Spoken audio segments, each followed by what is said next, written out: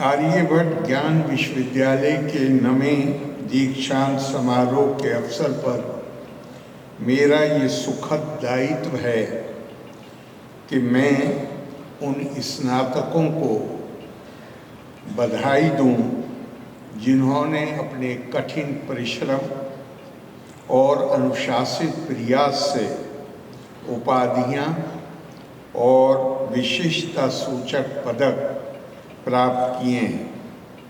मैं आपकी उपलब्धियों के लिए आपको हार्दिक बधाई और भविष्य के लिए शुभकामनाएं देता हूँ।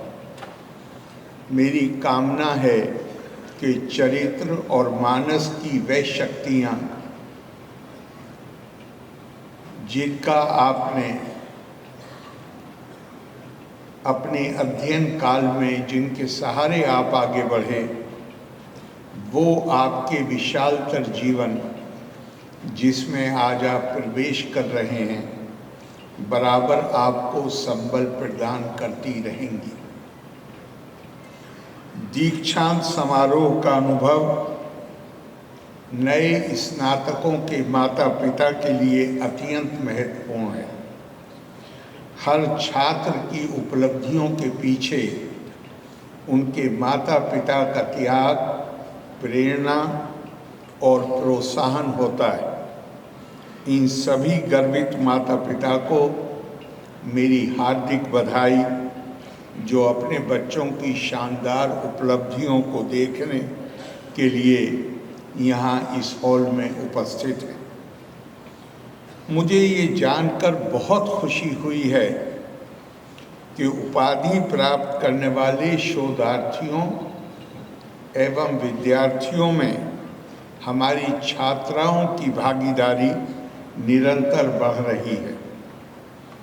इस वर्ष 62 स्वर्ण पदकों में से 47 पदक हमारी बेटियों ने प्राप्त किए हैं। इस हेतु मैं उन्हें विशेष रूप से बधाई देता हूँ। महिला सशक्तिकरण हमारे लिए केवल नीतिगत विषय नहीं है, ये हमारी सांस्कृतिक आस्था का केंद्र है। भारतीय संस्कृति दुनिया में अकेली है जो व्यक्ति को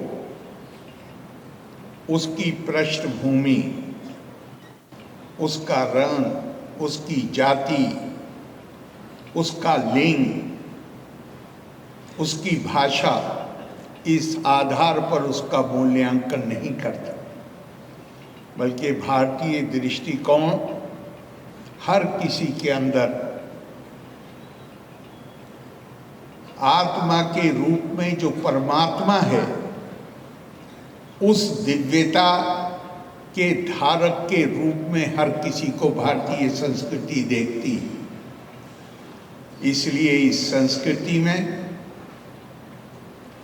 पुरुष और स्त्री के बीच मतभेद का प्रश्न ही नहीं उठता। अगर हम कुछ ऐसा करते हैं तो हम अपने सांस्कृतिक आदर्शों और मूल्यों के विपरीत आचरण करते हैं। गौर कीजिए, दुनिया में हमसे पुराने लोकतंत्र हैं, लेकिन वहाँ महिलाओं को मत देने का अधिकार भी हासिल नहीं था। शताब्दी भी कहिए और दशक भी कहिए, संघर्ष करना पड़ा तब महिलाओं को मत का अधिकार मिला। 1947 में जब हम स्वतंत्र हुए, उस समय भारत की साक्षरता दर 17% से भी कम थी, लेकिन हमारी संविधान सभा ने देश की सरकारें चुनने के लिए यूनिवर्सल फ्रेंचाइज, सबको बराबर मत का अधिकार दिया। ऐसा इसलिए नहीं कि हमारा बेहतर हैं हम दूसरों से। ऐसा इसलिए कि हमारी संस्कृति हमें इसकी इजाज़त ही नहीं देती कि हम किसी प्रकार का भी भेदभाव कर सकें।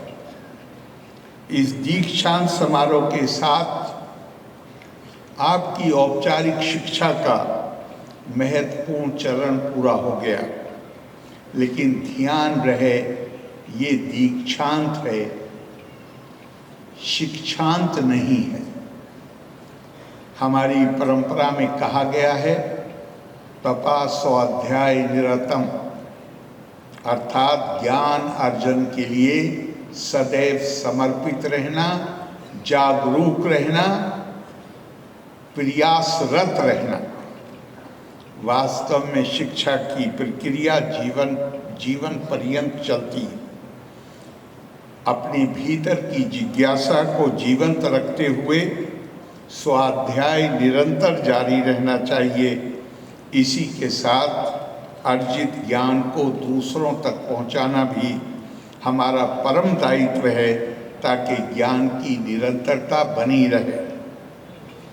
इस महत्वपूर्ण अवसर पर मैं महात्मा गांधी के शब्दों को याद करना चाहता हूं, जिन्होंने छात्रों की एक सभा को संबोधित करते हुए कहा था, आप भविष्य की आशा हैं।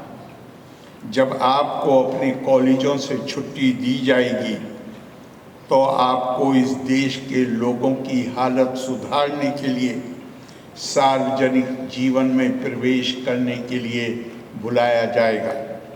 मुझे विश्वास है कि राष्ट्रपिता के ये प्रेरणादायक शब्द आपको अपने दायित्व की चेतना से भर देंगे और माननीय प्रधानमंत्री श्री नरेंद्र मोदी जी के विकसित भारत बनाने के संकल्प को मूर्त रूप देने के लिए आप अपनी योग्यता और प्रतिभा का भरपूर प्रयोग करेंगे। विकसित भारत का अर्थ है अगले 25 वर्षों के भीतर अपनी राजनीतिक स्वतंत्रता को सामाजिक समरसता तथा आर्थिक विकास और प्रगति में परिवर्तित करना। इस लक्ष्य की प्राप्ति के लिए आवश्यक है कि हमारे पास विश्वविद्यालय से प्रशिक्षित वैज्ञानिक, शिल्पी, इंजीनियर, कृषि शास्त्री प्रचुर मात्रा में उपलब्ध हों। भारत को सही अर्थों में विकसित करने के लिए सामाजिक और आर्थिक कायापलट के लिए इन योग्य साधकों की उतनी ही आवश्यकता है जितनी भारत की सीमाओं को सुरक्षित रखने के लिए बहादुर सैनिकों की। लेकिन इसके साथ हमें ये भी ध्यान रखना होगा कि अच्छा जीवन जीने के लिए विज्ञान और प्रौद्योगिकी की प्रगति से प्राप्त परिसंपत्ति के अतिरिक्त कुछ अन्य योग्यता तथा गुण भी आवश्यक हैं, जो पुस्तकीय ज्ञान से नहीं बल्कि संस्कारों के माध्यम से आते हैं। और इसमें जिसको सबसे ज़्यादा महत्व दिया गया है वो आत्मनियंत्रण है, इंद्रिया निग्रह है, आत्म संयम है। हमारी परंपरा में कहा गया है धर्मस्य विधये नेको ये वे प्रोक्ता महर्षि भी स्वं स्वं विज्ञानम आश्रिते दमस्तेषां परायणा। अपने ज्ञान और अनुभव के आधार पर हमारे ऋषियों और मुनियों ने धर्म की अनेक व्याख्याएं की हैं, लेकिन एक बात पर वो उन सब के अंदर सहमति है कि सबसे बड़ा धर्म, श्रेष्ठतम धर्म दम है। दमस भी कहते हैं अपनी इच्छाओं को खुला नहीं छोड़ा जा सकता। हमारी सभ्यता और संस्कृति की महानता भी आत्म संयम या मर्यादा के सम्मान के शाश्वत सिद्धांत पर ही टिकी रही है। इस सिद्धांत को आत्मसात करने पर बलवान के हृदय में बलहीन के लिए करुणा का संचार होता है और राष्ट्रीय गौरव और प्रगति के लक्ष्यों की प्राप्ति के लिए अपने स्वार्थ या तत्काल संतुष्टि का दमन करने की प्रवृत्ति जागृत होती है, जो हमें बेहतर जीवन जीने की प्रेरणा देती है। बृहदारण्यक उपनिषद में एक छोटे से संवाद में इसकी बहुत ही सुंदर व्याख्या की गई है। वहाँ पर विद्यार्थियों द्वारा एक प्रश्न पूछा गया है कि what is the essence of good life, अच्छे जीवन का सार क्या है। उत्तर देने से पहले ही जब ये प्रश्न किया गया तो आसमान से बादलों की घड़घड़ाहट आई और उसमें दा दा दा। तो गुरु ने कहा, उपनिषद के ऋषि ने कहा कि आपको उत्तर मिल गया। उनका अभी तो आपने उत्तर नहीं दिया, हमने प्रश्न क्या नहीं, उत्तर तो ऊपर से आ गया। दा दा दा तदे तदे वेशा देवी वाग्नु वतति इस्तना यत्नुर दा दा दा इति दमयत दत्ता दयाध्वम। तो ऋषि ने इसकी व्याख्या इस तरह की कि ये जो बादलों की गड़गड़ाहट से दा दा दा शब्द आ रहे हैं, ये पहले दा का मतलब है दम, दूसरे दा का मतलब है दान और तीसरे दा का मतलब है दया या करुणा। और ये अच्छे जीवन की अनिवार्यता का गठन करते हैं, उसको निर्मित करते हैं। आपके पास दम या आत्म नियंत्रण होना चाहिए, जो एक सभ्य इंसान की निशानी। दान करने का अर्थ है कि आपके पास जो कुछ भी है, ये केवल पैसा नहीं, आपके पास शक्ति है, आपके पास कोई टैलेंट है, योग्यता है, प्रतिभा है, उसको भी दूसरों के साथ शेयर करना, दूसरों की सहायता करना, वो दान है। और दया का मतलब है कि जहाँ हम दूसरों की पीड़ा को साझा कर सकें, दूसरे की पीड़ा में उसकी हमदर्दी दिखा सकें, उसके प्रति संवेदना दिखा सकें और हम उसके दर्द को साझा कर सकें। हमारे पूर्व राष्ट्रपति डॉक्टर सर्वपल्ली राधाकृष्णन ने एक बार कहा था कि अगर हमें सभ्य जीवन जीना है तो हमें अपने अंदर करुणा के भाव को विकसित करना होगा। और फिर उन्होंने कहा कि महिलाओं के अंदर ये करुणा भाव नैसर्गिक रूप से आता है, पुरुषों को इसके लिए सचेत प्रयास करने चाहिए। और वास्तव में अगर हम देखें तो यही एक चीज़ है जो मानव जाति को दूसरे जीवों से विशेषता प्रदान करती है।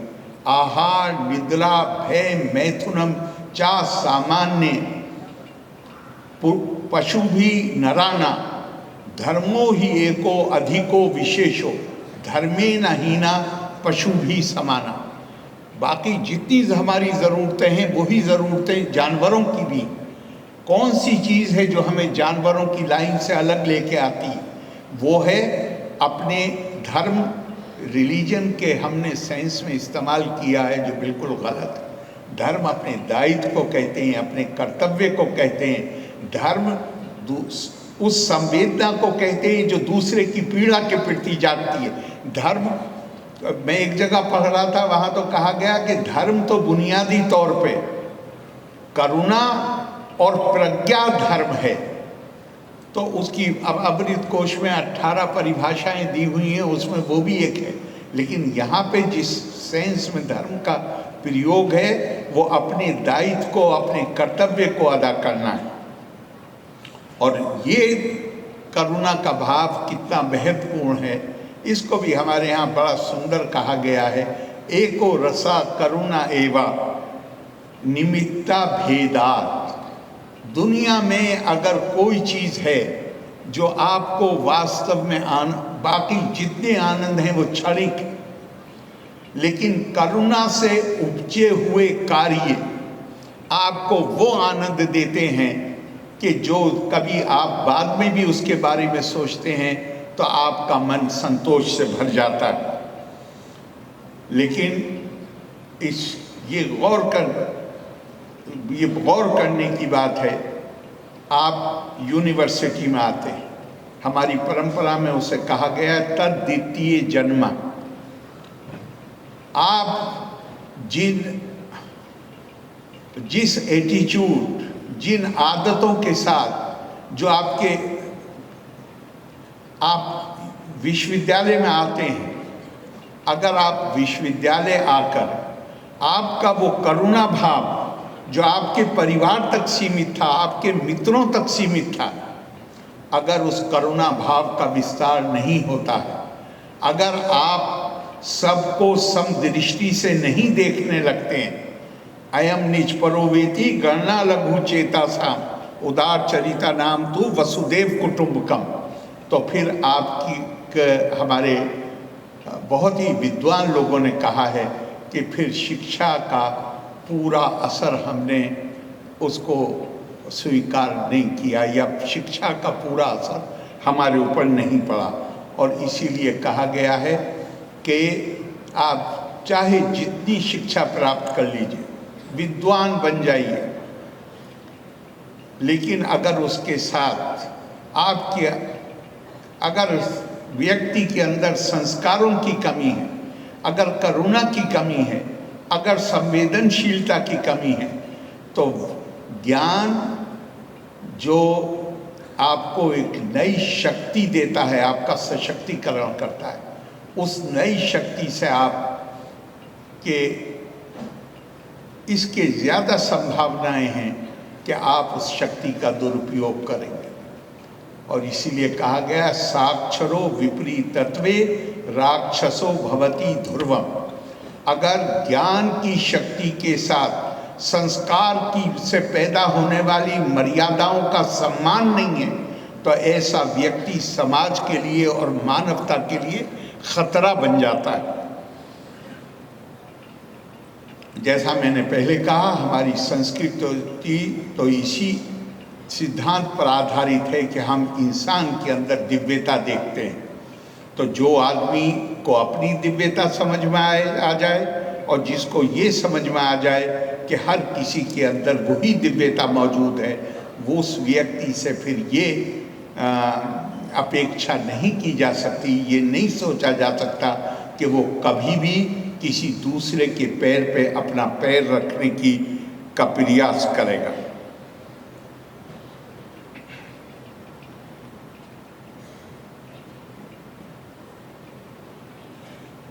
ये हमारे यहाँ बहुत सारी इस सिद्धांत को लेकर बहुत सारी घोषणाएं की गई हैं।